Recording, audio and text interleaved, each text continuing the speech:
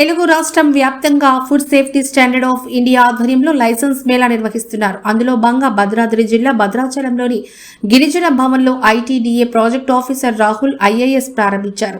వివిధ ప్రాంతాల నుంచి ఆహార పదార్థాలు తయారు చేసేవారు, విక్రయించేవారు ఈ ఫుడ్ సేఫ్టీ లైసెన్స్ కోసం రిజిస్ట్రేషన్ చేసుకునేందుకు బార్లు తీరారు. రిజిస్ట్రేషన్ కలిగిన వ్యాపారస్తులు తమ ఆహార ఉత్పత్తులను విక్రయించుకునేందుకు దీని ద్వారా ప్రభుత్వ అనుమతి లభిస్తుంది. అదేవిధంగా బ్యాంకు రుణాలు పొందే అవకాశం కూడా ఉండడంతో కూరగాయల వ్యాపారస్తులు, వీధి వ్యాపారస్తులు, sweets and bakery, kirana, hotels, restaurant ఇలా ఆహార ఉత్పత్తులను అమ్మే వారందరూ ఈ లైసెన్స్ తీసుకోవాల్సిన అవసరం ఉండడంతో స్పాట్ రిజిస్ట్రేషన్ కార్యక్రమాన్ని ఏర్పాటు చేయడంతో లైసెన్స్ పొందేందుకు వ్యాపారస్తులు తమ రిజిస్ట్రేషన్ కోసం హాజరవడం జరిగింది. ఈ సందర్భంగా ITDA project officer Rahul IAS మాట్లాడారు.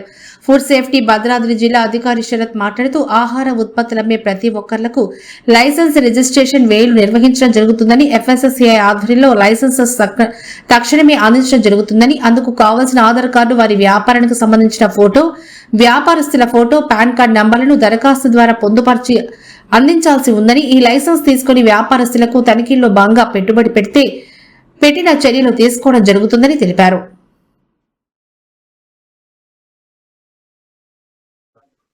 గుడ్ మార్నింగ్ అండి, నా పేరు శరత్. నేను ఈ డిస్ట్రిక్ట్ వచ్చిన ఫుడ్ సేఫ్టీ ఆఫీసర్. రీజన్ ఏంటంటే ఈ రోజు ఇక్కడ లైసెన్స్ అను రిజిస్ట్రేషన్ మేళా జరుగుతుంది.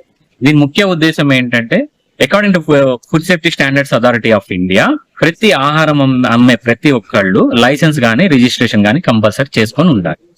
ఎందుకు అని అంటే దీన్ని స్ట్రీమ్లైన్ చేస్తాం. వాళ్ళకు గుర్తింపు కార్డు లాంటిది. దీని తర్వాత వాళ్ళు లోన్స్ కావాలన్నా కూడా ఇది అవసరం ఉంటది. మళ్ళీ ఏంటంటే మేము రైడ్స్ చేసినప్పుడు ఇది లేని పక్షంలో వాళ్ళు అమ్మటం నేరం. లేని పక్షంలో రిజిస్ట్రేషన్ గానీ లైసెన్స్ లేకుండా ఫుడ్ అమ్మడం నేరం. తగిన చర్యలు తీసుకుంటాం.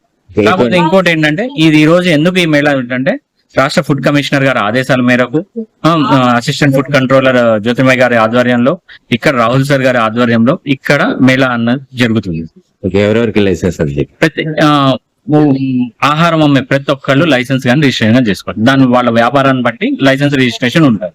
చిన్న చిన్న కూరగాయలు అమ్ముకునే వాళ్ళు, చిన్న చిన్న వ్యాపారస్తులు, బడ్డీ కొట్టు వాళ్ళు, పానీపూరి బండి వాళ్ళు, వీళ్ళు ఏంటంటే వీళ్ళు రిజిస్ట్రేషన్స్ చేసుకోవాలి 100 రూపాయలు బట్టి. పెద్ద పెద్ద వ్యాపారస్తులు ఏదంటే స్వీట్ షాపులు కానీ, అదేంటి రెస్టారెంట్లు కానీ, మళ్ళీ ఇంకా హోటల్స్ కానీ, ఇలాంటి మళ్ళీ ఇంకా కిరాణాదారులు కానీ, వీళ్ళంతా ఏంటంటే లైసెన్స్ తీసుకోవాలి. లైసెన్స్ ఫీజు ఎంత ఉంటుందంటే 2000 నుంచి 5000 మధ్యలో ఉంటుంది. వాళ్ళ వ్యాపారాన్ని బట్టి దాన్ని బట్టి. సార్ అందరికీ నమస్కారం.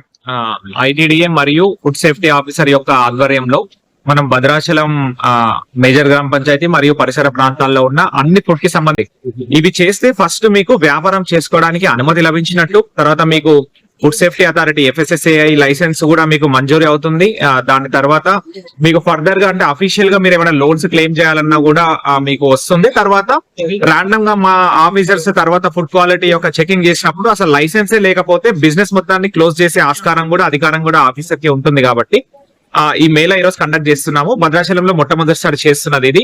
మొత్తం మనం ఒక 400 నుంచి 500 మంది వ్యాపారస్తులు ఫుడ్ కి సంబంధించిన వాళ్ళు ఉన్నారనుకుంటే అట్లీస్ట్ ఫస్ట్ టైం చేస్తున్నాం కాబట్టి ఇవాళ అట్లీస్ట్ ఒక 200 మంది అయినా ఐదర్ లైసెన్స్ లేకపోతే రిజిస్ట్రేషన్ తీసుకుంటారని నేను ఎక్స్పెక్టింగ్ చేస్తున్నాము.